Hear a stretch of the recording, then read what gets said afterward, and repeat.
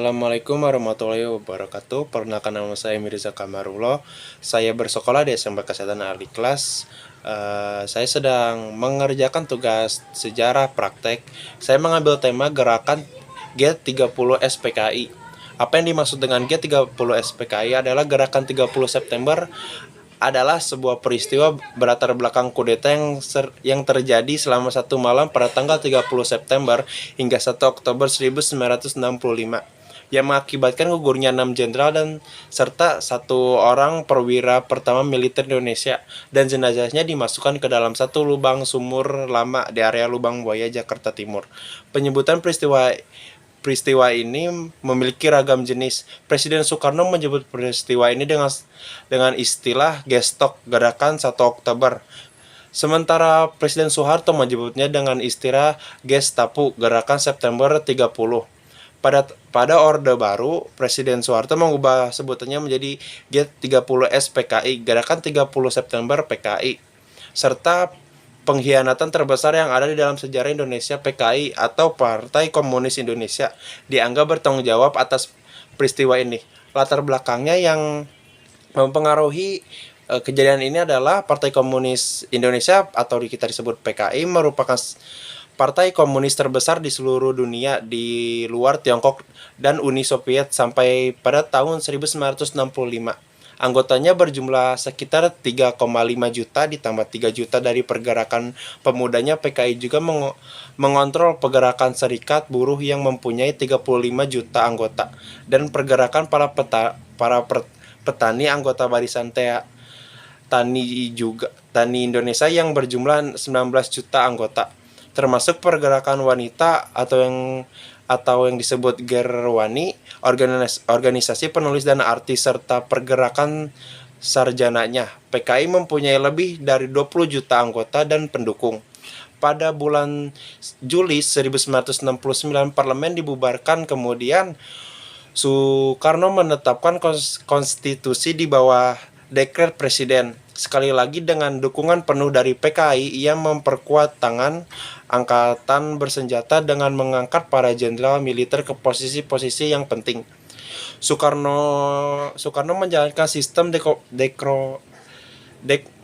demokrasi terpemimpin. PKI menyebutnya demokrasi terpemimpin.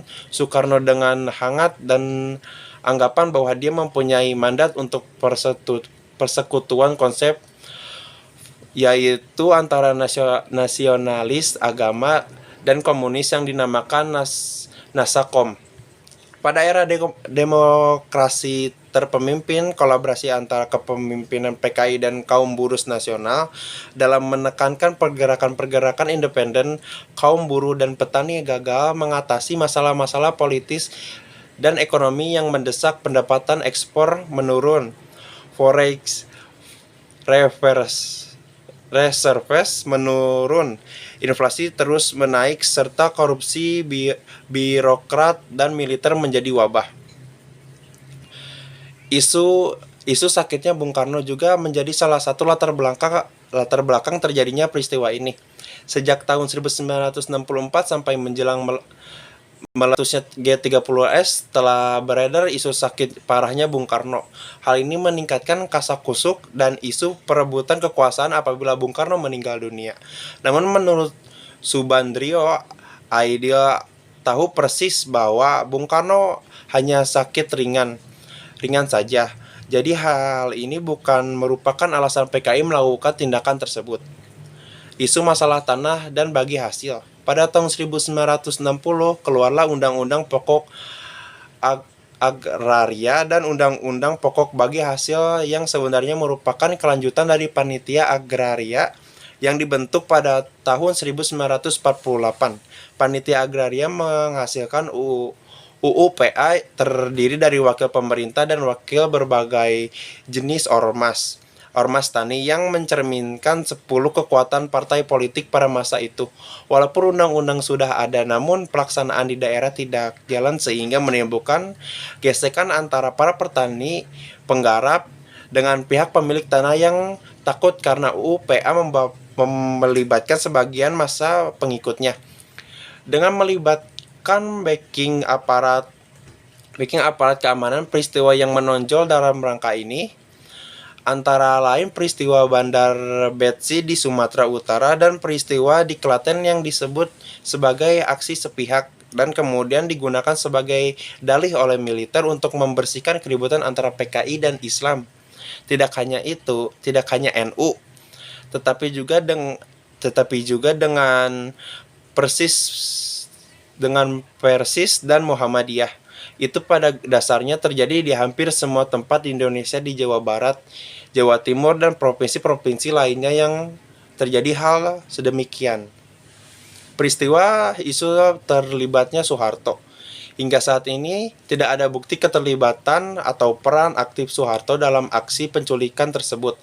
Satu-satunya bukti yang bisa dielaborasi adalah pertemuan Soeharto yang saat itu menjabat sebagai Pangkostrat pada zaman itu, jabatan Panglima Komando Strategis Cadangan Angkatan Darat, untuk membawahi pasukan berbeda dengan sekarang, dengan Kolonel Abdul Latif di Rumah Sakit Angkatan Darat. Meski demikian, Soeharto merupakan pihak yang paling diuntungkan dari peristiwa ini.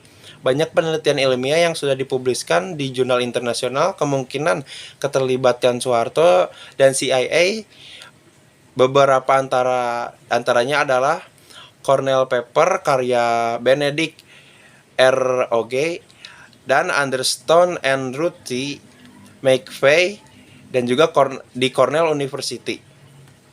Office of the U.S. Department of State INR atau IL Historia Files Indonesia 1963 sampai 1965. Secret Priority Roger Channel Special Handing John Rosa.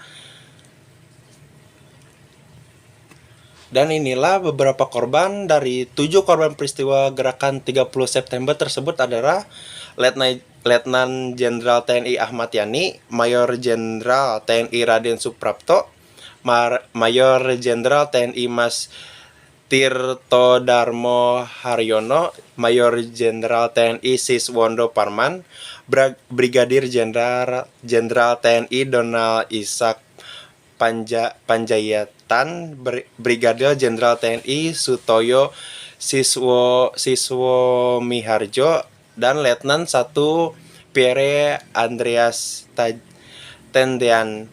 Para korban tersebut kemudian dibuang dan dikubur ke suatu sumur lama di area Pondok Gede, Jakarta, yang dikenal sebagai Lubang Buaya, dan jenazah mereka ditemukan pada 3 Oktober 1965. Dan peringatan, sejak 1967 setelah Soeharto diangkat menjadi penjabat presiden menggantikan Soekarno, tanggal 1 Oktober ditetapkan oleh Soeharto dengan keputusan Presiden nomor 153 tahun 1967 sebagai Hari Kesaktian Pancasila. Pada saat pemerintah Soeharto, biasanya sebuah film mengenai kejadian tersebut juga ditayangkan di seluruh stasiun televisi di Indonesia setiap tahun pada tanggal 30 September. Selain itu, pada masa Soeharto biasanya dilakukan upacara bendera di Monumen Pancasila Sakti di Lubang Buaya dan dilanjutkan dengan tabur bunga di makam para pahlawan revolusi di TMP Kalibata. Namun sejak era revolusi bergulir, film itu sudah tidak ditayangkan lagi dan hanya tradisi upacara dan tabur bunga yang dilanjutkan. Pada saat 29 September sampai 4 Oktober 2006, para EKS pendukung PKI mengadakan rangkaian acara peringatan untuk mengenang peristiwa pembunuhan terhadap ratusan ribu hingga jutaan jiwa di berbagai pelosok Indonesia. Acara yang bertajuk Pekan Seni Budaya dalam rangka memperingati 40 tahun tragedi kemanusiaan 1965. Ini berlangsung di Fakultas Ilmu Budaya Universitas Indonesia Depok. Selain Civitas Academia University Indonesia, acara itu juga menghadiri para korban tragedi kemanusiaan pada 1965, di antara lain